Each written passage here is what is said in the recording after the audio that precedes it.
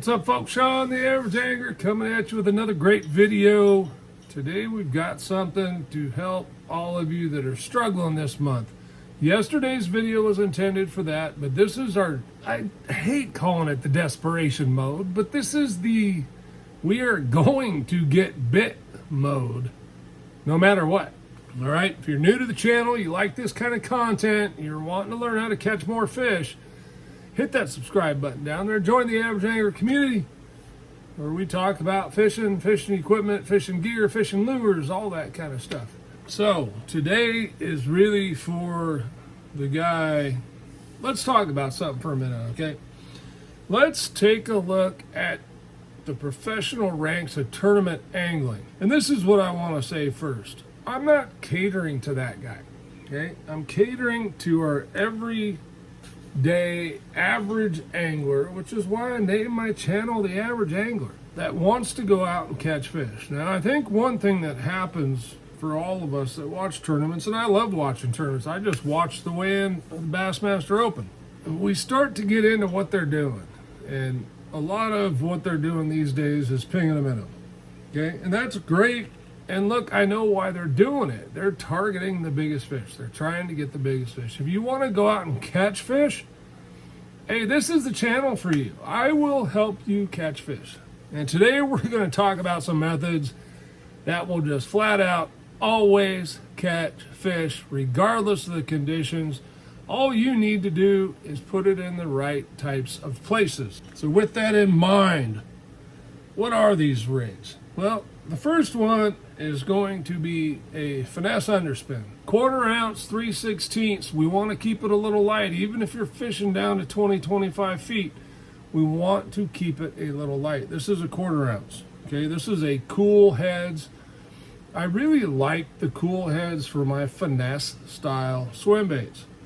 Now I'm going to give you two rigs here because if they want or will eat a underspin, it's hard to beat the underspin. But we're just going to use a 3.3 Kitech, or if you like, you can get the 3.3 Fat Pack swimmer. And these are the two colors I like, okay? It kind of covers the gamut, if you will. One is electric shad. You can also use rainbow shad. To my piss poor old eyes, I don't know that there's a whole lot of difference. Quite honestly, I found when they eat one, they eat the other. But it's just a good, light, subtle shad pattern swim bait, right? Very simple. The other one here is called perch. Okay, and you can see it there, kind of. We flip it around, and we get a little bit lighter on the bottom. So it's watermelon chartreuse, I believe, but the chartreuse is very much watermelon. So maybe it's dark watermelon and light watermelon with some flake in there. Really good sunfish, bluegill type color that I think a lot of lakes in the country have this type of forage. And I've just found that one of these two will work. They'll eat it, okay? Now, if that underspin's a little bit too loud for them, a little bit too much, then I never mind grabbing this head here. This one is a little heavier, but this head has been fantastic on my swim baits for non-underspin applications. And you can see that is a forward-facing minnow head.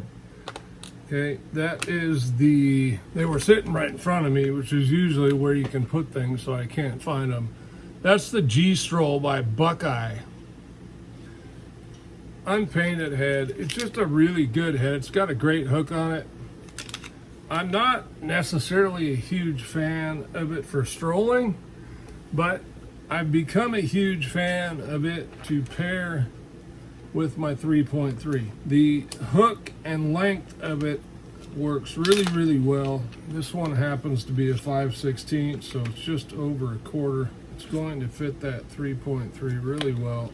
And I'm going to tell you how to fish these here in just a second, but you will see it's a perfect fit. Okay, it leaves plenty of bait back here to kick and waggle, and it's got a great hook to grab that fish and bring him to the boat. What I am really in finesse mode and desperation mode, if you will, that I want to catch a fish because I'm struggling, I'm going to throw that on the spinning rod here. And this is a 7, all right, let me take that off there. It's one to slide down on there. I know it's upside down. That's the iRod 731, okay? It's a 7'3" medium light. This is actually my minnow jigging rod, or really anything really finesse. Okay, it's got a great tip. The fish will not feel you when they eat it. Gives you a good opportunity to get a good hook in them. And then when you lay the wood to them, that rod absorbs it, goes into backbone, and you got all kinds of pulling power. Okay, it's a great combo. And I throw that with 15-pound braid to 10-pound fluorocarbon or 8-pound fluorocarbon. Put it on that G-Stroll or the underspin, and we want that bait dragging bottom. So you want to keep constant bottom contact. Imagine it's swimming and bang, bang, bang, it's hitting stuff, right? That's going to cause a little deflection. It's going to cause a shimmy in the bait. And it is very subtle yet realistic to the fish. It looks like a freaking drunk bait fish, right? Speaking of drunk, here we go. Not there yet. Anyway, that's 2 colors. Keep it very simple, and we move on. All right, the other rig, and I've got 3 for you. This one should not come as any surprise, and that is the Stupid Tube rig. The Stupid Tube is a nice, subtle bait that just gets bit. I'm sure in certain parts of the country, it's a big deal. It's popular. It ain't popular where I live. Not at all. And you saw that it's a casting rod. That's the iRod 742 Finesse casting rod. It is basically a spinning rod on a casting rod butt, spinning rod blank on a casting rod butt. It's great for throwing lighter baits. I'm typically 10-pound tests on that, as I've mentioned before. You can go down to 8 depending on where you're at. I'm mostly fishing largemouth, and I'm catching pretty good sized largemouth, 4 to 6 pounds generally with that. So it's a great rod for that. It gives you a lot of feel and patience, if you will. Very similar to that 731. It's got a lot of tip, and it goes to a very strong backbone. So great rod for fishing those lighter baits and then reeling in bigger fish. Now an alternative for that, and this may surprise you a little bit, but this is my Megabass Oroche. This is a shaky head rod. Doesn't have a lot of tip. Okay, one of the things that I don't like about it is it's very, very firm rod. It is all about backbone, and it lays the wood to them. It's a great rod for this time of year for catching those stubborn to bite fish, okay? That is a really good one. It's a 7-foot medium, and I've got several 7-foot medium iRod Airs 722s. It's actually my preferred rod for that technique. But I always talk about iRod. I don't want you guys to think that's all I use, because it's not. Number 3, you want to talk about a get bit bait. The good old net head. This is a mushroom style head. Notice how flat it is compared to that. Okay? Same weights, much thinner. This is called a mushroom head. This is just standard Ned rig head. Now the difference is these have a little more tendency to, when they hit, to tip over. The mushroom head has a tendency to stand that bait up. Now it doesn't hurt if you're throwing a fat pack baits beastie bug on the back, because the beastie bug wants to stand anyway. So this is my signature Ned head bait now, if you will. Okay, ever since I first saw these in the pool, many of you know I've been all about that beastie bug. Now this is a 3.8.